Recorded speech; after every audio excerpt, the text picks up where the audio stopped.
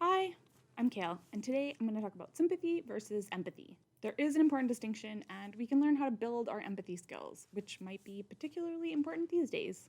Let's start with sympathy. Sympathy is feeling pity and sorrow for someone else's misfortune. I'm going to use myself as an example. I have an invisible disability. I made another video about that. You can check that out if you want. Other than the fact that when I bring it up, people can get extremely uncomfortable, the most common reaction is, I'm sorry, or that sucks. Those kind of reactions are okay, they're valid.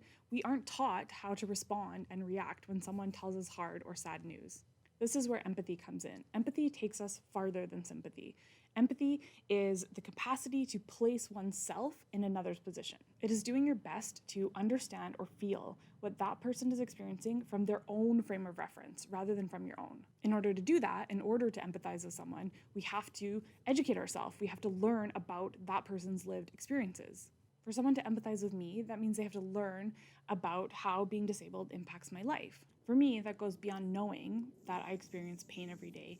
That means understanding things like I have experienced isolation way before COVID happened. It means understanding that I grieve for the life I could have had if I had not become disabled. It means understanding that I get sad when I can't do the things I want to do with my friends.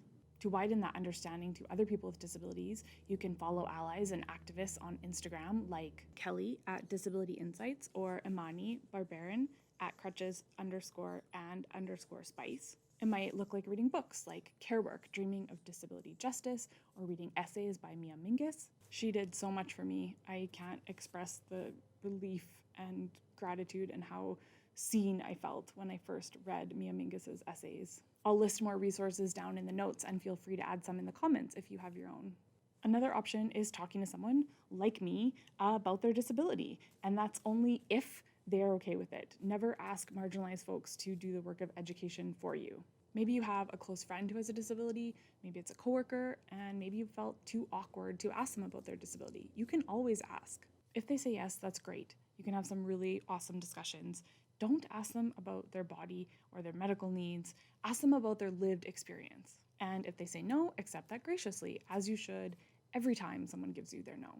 Here are a few tips to being a good ally to the disabled community. The vast majority of disabilities are invisible or non-evident. It doesn't matter what someone looks like. Don't give someone the side eye or confront them because they're parked in a disabled parking spot. If they have the placard, they're allowed to be there. Accept what people tell you about their disabilities and about themselves. Don't push them to go out when they're tired, and definitely don't say, not that excuse again. Again, don't comment on people's bodies ever.